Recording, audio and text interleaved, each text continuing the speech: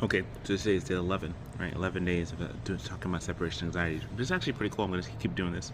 The conversation I've been talking about is just dealing with what it's like not having my kids with me for my older two kids. They've been away at pretty much at a work program upstate, and so they're working right now. And one thing I was telling before, like, it was the struggle of like having to deal with my younger two and their situation of them missing their older two brother and sister. So that was one. What we did yesterday was we got a chance to go to a event, and pretty much it was interesting. You know how things work.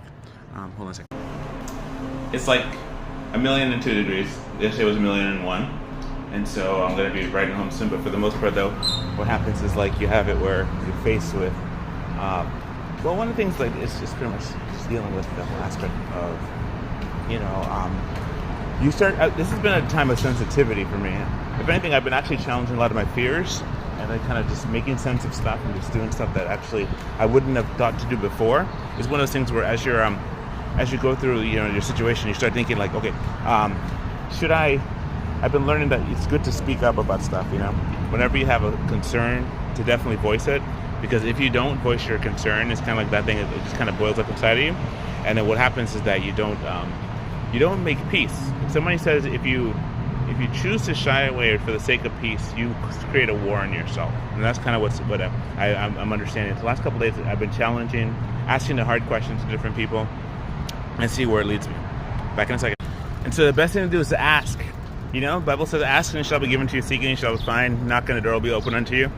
Anyone asks, so ask, you will get answered. Seek, you might find something, and knock, the door might be open. So that's what you do. Long story short, what happens is there's an aspect of like just dealing with emotions, and you have to be true to what your emotions are. There's another part of emotions where it has no bottom, so you have to kind of find a piece of truth.